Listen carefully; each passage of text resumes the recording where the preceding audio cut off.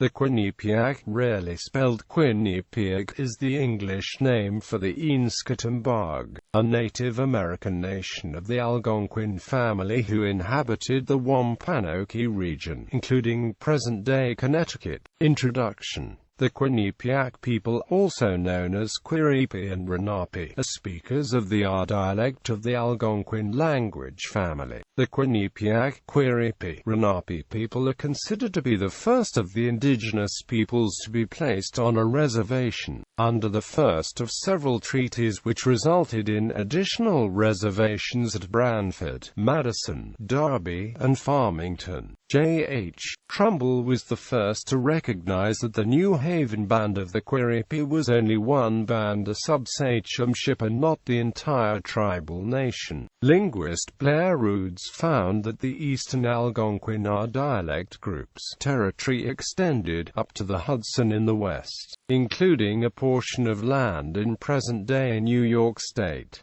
Furthermore, the same people occupied a portion of western Long Island. Quote, since 1997, more extensive research, based on linguistics and early historical records, has extended the boundaries of the 1500 to 1600 AD Quiripi, Renapi, Quinnipiac confederacies to include all of what is now Connecticut, eastern New York, northern New Jersey, and half of Long Island. Quinnipiac River history. The Quinnipiac River flows southward from Farmington, CT at Edward Swamp to the New Haven Harbor on Long Island Sound. Its length is 38 miles and its name means long water country. Quote, the Quinnipiac people of the Long Water Land had several sub-sachem-ships and villages along its banks, as well as main trails that crisscrossed its length. The Quinnipiac River and Quinnipiac hiking trails still run directly through Sleeping Giant State Park, a sacred site revered by the Quinnipiac people as the petrified body of the culture or hero, the stone giant Hobomic.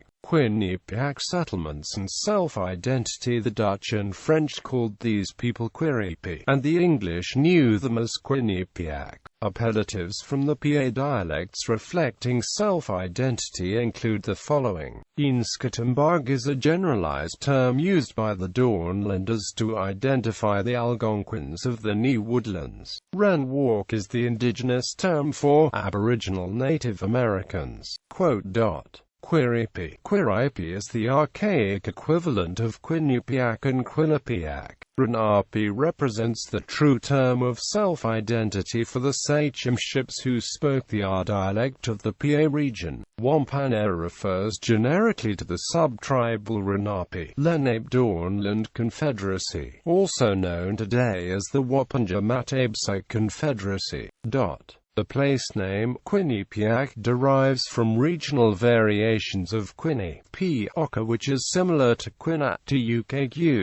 The first indicates long water land, and the second indicates the long water estuary, which are two locations of the Renapi bands. One linguist theorizes that the name Quinnipiac means turning point. However, there is no historical or cultural evidence to support this assumption. Evidence does exist, however, to indicate that the original long water land related to the entire shoreline along Long Island Sound. Bands of the Long Water Land Renapi were situated in eastern New York, northern New Jersey, and Connecticut, where the summer camps were on the shores and along the estuaries that ran into the Sound. In pre-Columbian times, after the glaciers melted, there was a freshwater lake waterfall 100 miles long. Legend has it that this was the derivation of the term long water land.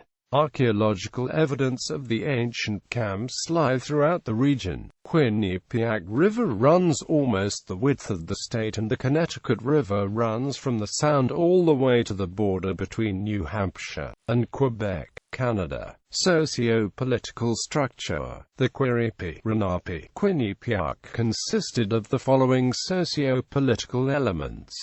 Primary Sachem-dom. A primary Sachem-dom, where a hereditary longhouse grand sachem presided over an alliance of stump chief sachems and sagamores, all of whom acted as wise counselors. The Algonquin primary Sachem-dom was always located at the heart of center of the domain, where a traditional Mawiomi was positioned. The Sachem-dom was defended by Indian forts Amenakin, which the English called entrenched castles. Secondary subsachemships. Secondary subsachemships were genetically, culturally, politically, socially, economically, and linguistically related to and defended the Central Council fire. The Central Council fires in turn were allied with a great Grand Council known as a confederacy. Primary economic commodity. The primary economic commodity of the Long Water people was the production of wampum pig or shell money, which has sacred origins. Huge piles of clam and oyster shells were stockpiled, and archaeologists erroneously identified them as refuse dumps for lack of understanding. Shipments of these shells were sent to regional Algonquin trade centers. One of the most renowned was at Cahokia, where archaeologists found these stockpiles with drills and drill bits, as well as large quantities of finished beads. There were two types. Sun wampum were the red, white, and purple beads of cylindrical shape, drilled through the center, used to make strings of wampum and to make belts or sashes. In the belts, the colors were manipulated so that pictographic images told the symbolic story, and these were given to honor important actions by the great grand councils and Mawiomis for peace treaties, wars, marriages, and other significant events. In the colonies of New Haven and Boston, wampum pig became the first legal tender, and it was used in fathoms. Larger round beads like discs were known as moon wampum, and they were strung together to make necklaces. Large crescent moon wampums were hung from the necklaces to denote the Mawiomis, which were set up in large crescent moon shapes, with the Grand Sachem at the center and his sachems at his side. Other commodities included raw copper, mined from West Rock in large nuggets. Samples weighing a few tons can be viewed at the Peabody Museum of Natural History on Whitney Avenue in New Haven, Connecticut. These nuggets were sent to regional trade centers, where artisans turned them into beads, amulets, knives, and axes. Long Water Landron RP Sachem-dom. The Long Water Landron RP Sachem-dom included the following sachemships: Quinnipiac, Quiripaka, Quinnipiac River Confluence, New Haven, Meriden, Cheshire, North Haven and Meriden, Mewongtuck, East Haven, Fairhaven, Totoket, Branford, North Branford, Menunkatuck, Guilford, Madison, Amanassay, Clinton, Saybrook, Nefhattic, Durham, Haddam, Tunxees, Farmington, Mattatuck, Waterbury, Naugatuck, Derby, Ansonia, Orange, Wepawak, Milford, Pawgusset, New London, Patatic, Housatonic River, Wangunk, Matabsec, Middletown, Podunk, Windsor. Throughout the Sachem-dom, the Eansketambawg were positioned along the main trail system, known as Mishamiagal. Trails and rivers served as highways for war and trade. The Matabsec Sachemship in the heart of Wangunk Subsachemships was the easternmost entrance to the Wapanja Matabsec Confederacy, and prior to the major epidemics of the 16th-17th century, this eastern door was where Rhode Island is now. Populations and treaty reservation land. Population prior to contact with Europeans. Prior to the devastating epidemics, the estimated population was about 25,000 in Connecticut, an additional 25,000 in eastern New York and New Jersey. This equates to roughly 1,000 to 1,200 per band or subsachemship. The Connecticut scholar Collier and Amp Collier indicates that the figures estimated by De Forest circa 1850 to 1900 are no longer taken seriously. The Quinnipiac Reservation. The Quinnipiac Reservation at Wampanoki is said to be the first reservation in what would become the United States over a century later, as a result of the first Quinnipiac English treaty signed in November 1638. Additional reserved lands were recorded by the late John Mentor in his thesis and subsequent work about the Quinnipiac. There were 3 major treaties, and 1 ratification by Naushop, the son of Shah Umpashu. These treaties were with the British Crown and, as such, were ratified by the U.S. Constitution according to U.S. Supreme Court decisions. Reserved land locations included 1,200-acre reserve at Meonktuck, East Haven, reserved lands at Indian Head, Totoket, Brantford, reserved lands at Ratawu, Madison, reserved lands at Menunkatuck, Guilford, West Pond, reserved lands at Derby, Orange, Turkey Hill, reserved 50 acres at Waterbury.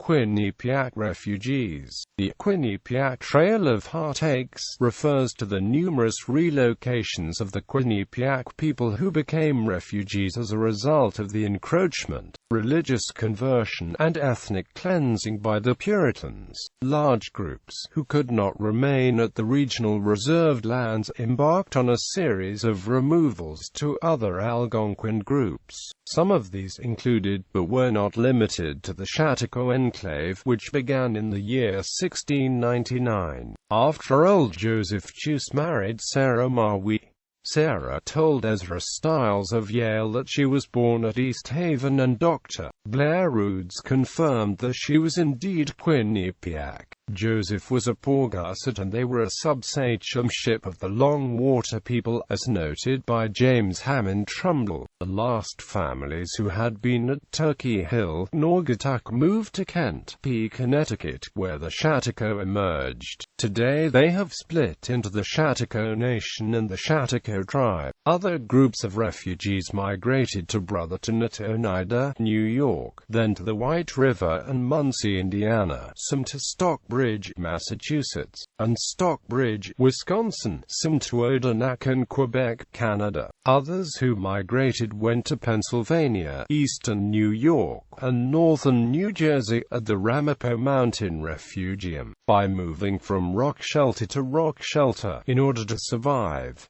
For the 1850s to 1900, the Quinnipiac began to return to the Long Water land. War and Peace. The Quinnipiac Quiripi were known as grandfathers in the Dawnland Confederacy, with their Lenape cousins. Although they were a people of peace and commerce, when forced into war, they were fierce warriors and outstanding soldiers. Eastern Connecticut, originally inhabited by the Quinnipiac Nation's subsachemships of the Eastern Newhattic, Podunk, and Wagunk, as well as the Narragansett, suffered more losses than Western Connecticut, and so in 1506, after 80% population losses due to epidemics, the Pequotug moved into the area from the upper Hudson region and pushed the survivors of the Narragansett into what is now Rhode Island, and the Newhattic wedged in close to the Connecticut River. A rogue sachem named Uncas, angry for having been passed over to lead the Pequotug, took his followers and struck out on his own, founding the Mohegan Band. Uncas and his warriors joined with Nepawfik and entered into several treaties with the English.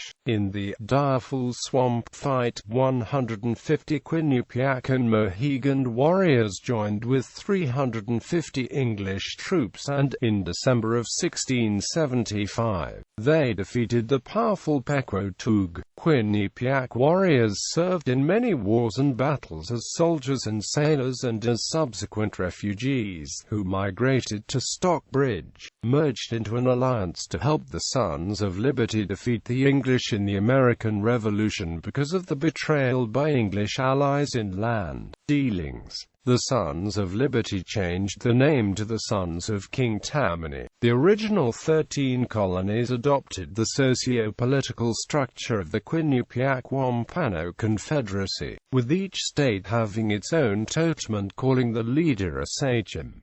Quinnipiac Culture. The Longwaterland people lived in the fishing camps along the shores during the spring and summer. The horticultural patterns produce corn, beans, squash, pumpkins, fruits, nuts, berries, all in a plantation-style setting. They used a slash-and-burn technique to replenish the soil and rotated the plantation sites regularly. They used horseshoe crabs and menhaden as a natural fertilizer. They caught shell and scale fish and dried them in the sun or on racks over a fire. The Quinnipiac were avid falconers, using hawks to keep crows away from the corn. The bean and squash plants were planted in the valleys between rows of corn, so that the beans would curl around the corn stalks and weeding was unnecessary. Many other plants considered weeds today were used by the Longwater people for food, beverages, medicine, and for making mats. In the fall, the Longwater people moved inland along the trails to the winter grounds, and along the way they hunted fowl, rabbits, beaver, and other small game, until they came to Meriden, the Pleasant Valley, where oaks provided shelter against high winds and the acorns were main staples for deer and wild turkey, another winter staple. During the colonial period, Quinnipiac men hired out as laborers, fishermen, and guides, and Quinnipiac women sold the crafts. The Quinnipiac and other Algonquins lived in dwellings known as wigwams and Quinnipiac.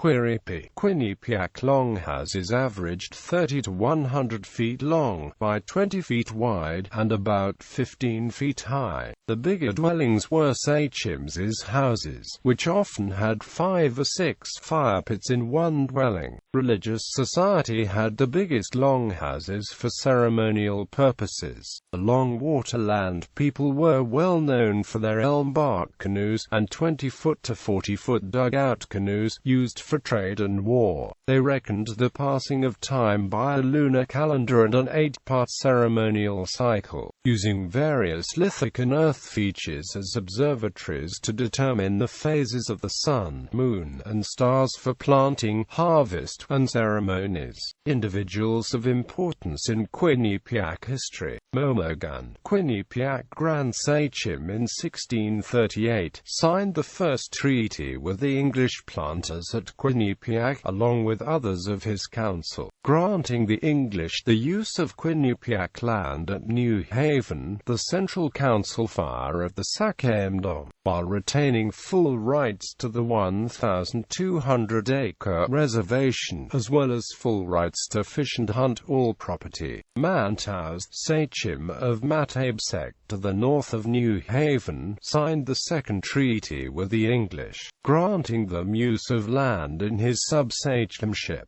Mantaus, the son of Sohig, served on Momogan's Grand Council and was the nephew of Sequin. Champashu, sister to Momogan, was the female sachem of the Menunketuk sub-sachemship, who signed the third treaty with the English, granting them the use of land near Madison and Guilford, but reserving land east of Cuttawoo River for her people. Champashu was the sister of Momogan and niece of Quozoquanch, the sachem of nearby Totoket. Champashu, son Naushop, signed the ratification of her treaty with the English. Quozoquanch, the sachem of the Totoket sub-sachemship and uncle of Champashu, worked with Champashu in 1639 to draw up a map of the Quinnipiac sachemdoms from the Quinnipiac River in the west to beyond Hamanasseh in the east, which included landmarks.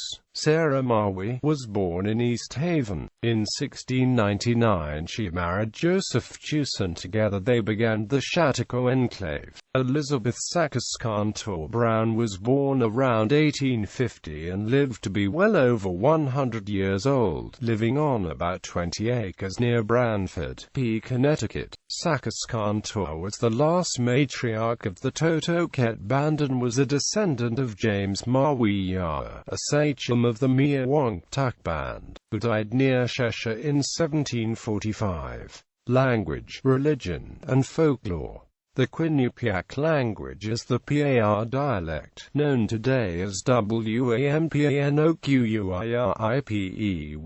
It was originally spoken throughout the Dawnland around 1500 to 1600 AD, after contact with the Europeans which caused the epidemics and resulted in a shift of regional dialects. The language was spoken in western Connecticut, eastern New York, half of Long Island, and northern New Jersey. From 1770 to the 20th century, the dialect became a pidginized hybridization of the NL, Y, and R dialects, until ACLI began reviving the original dialect.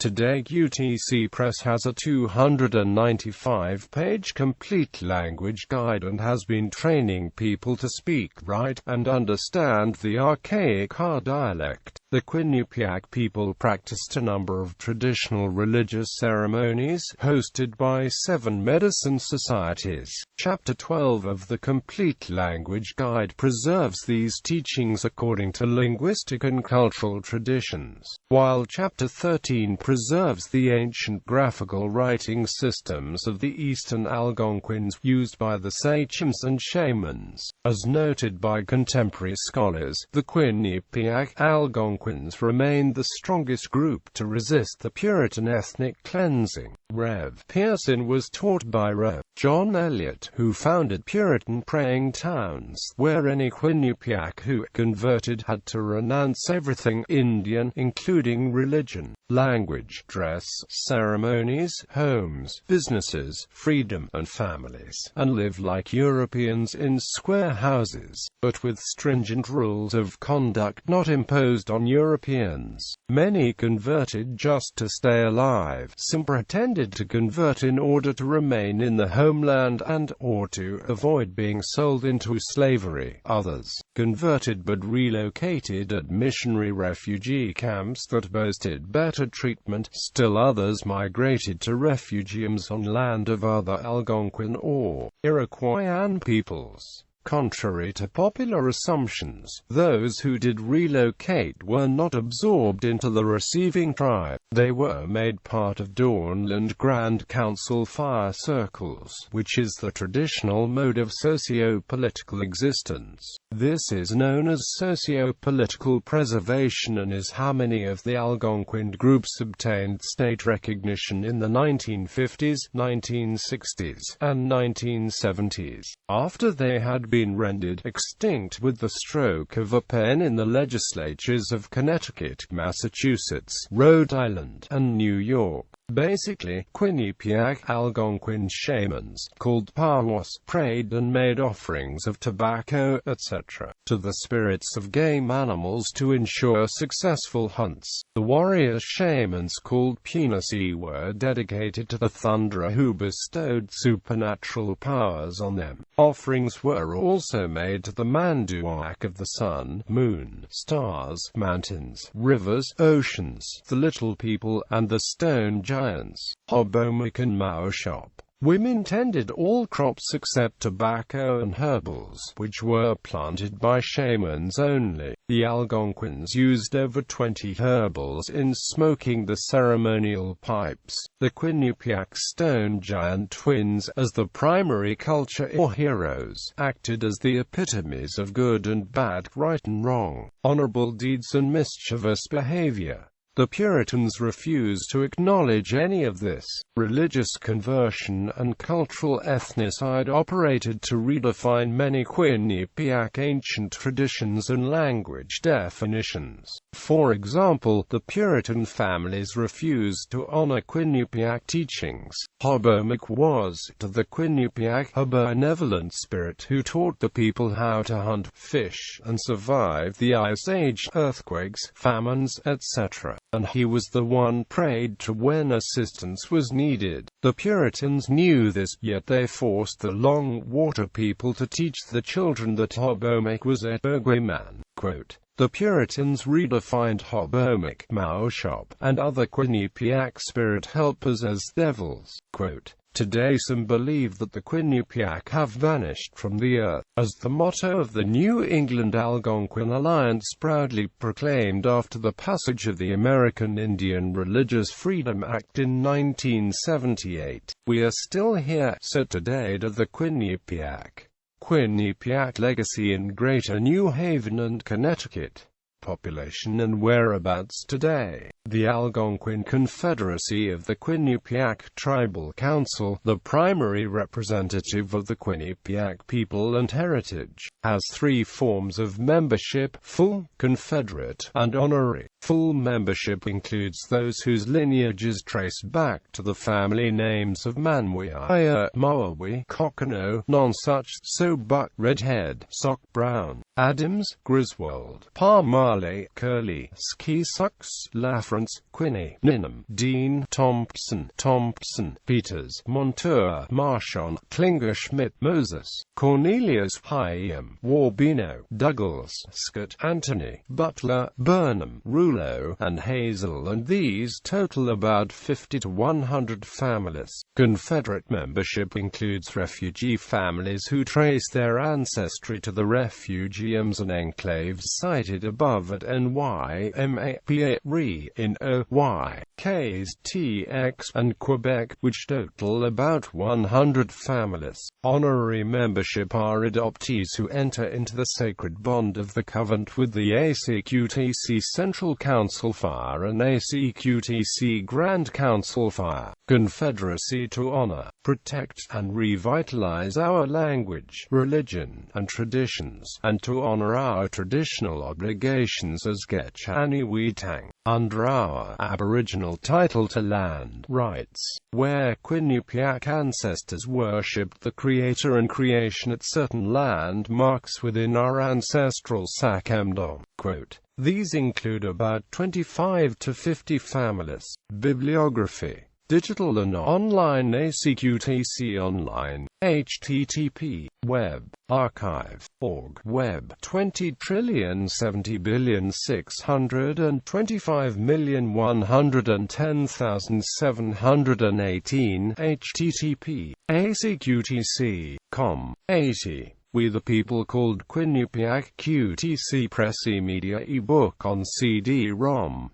Setting the Record Straight, a linguistic ethnographic study of the true identity of the Quinnipiac Quirripi-Renapi Nation structure by Iron Thunder Horse, http, web, archive, org, web, 20,70,924,220,811, http, acqtc.com, articles, Setting the Record Straight, Quinnipiac River History, the City of New Haven, Land of the Quinnipiac, Quinnipiac University, History and Mission Statement, Quinnipiac Dawn and Museum, Archives and Library, Benjamin Breton, the Quinnipiac, New Haven's First Inhabitants, Communication on Contemporary Anthropology 2, E12, in print the Complete Language Guide for Learning, Speaking, and Writing the PAWAMPANOQUIRIPIR Dialect, 2007 Revised ed. QTC Press, ACLI Series, ACQTC Inc.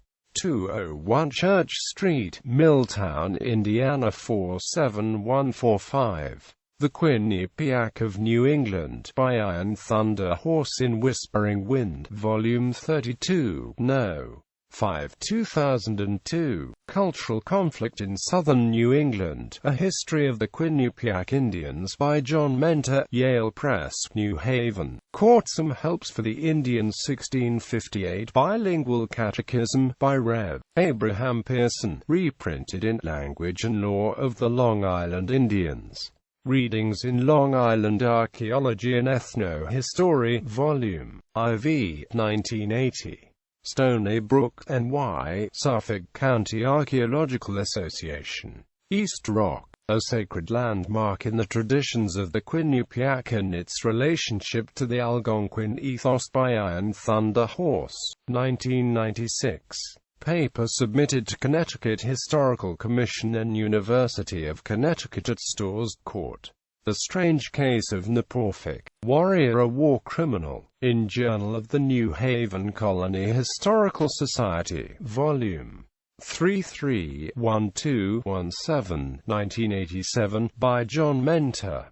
The Quinnipiac Reservation, Land and Tribal Identity, by Richard Carlson. Enrooted like the ash trees, Naugatuck, CT, Eagle Wing Press, 1987-1988. Sharumpushu, Squaw Sachem of the Quinnipiac Indians, by John Mentor in Artifacts, 1988, Volume 16, number 3-4, pp. 32-37. Resurrecting Wampano from the Dead, Phonological Preliminaries, by Blair A. Roods, in Anthropological Linguistics, Volume 39, No. 1, Spring 1997. Indian names of places, etc., in and on the borders of Connecticut, with interpretations of some of them, by James Hammond Trumbull, 1881. The Intricate Nature of Sachems, by Iron Thunder Horse, in Branford Review, 9 July 2. Itineraries and Memoirs of Ezra Stiles, 1760–1762. By Nikater, Rare Books Library, New Haven, Connecticut. Further reading: Native People of Southern New England, 1500–1650, by Kathleen J. Bragdon, Norman, University of Oklahoma Press, 1996. Algonquins of the East, Timed Life Books, 1995. The New England Indians, 2nd ed., an illustrated sourcebook of authentic details of everyday Indian life, by C. Keith Wilbur, Globe Peco Press.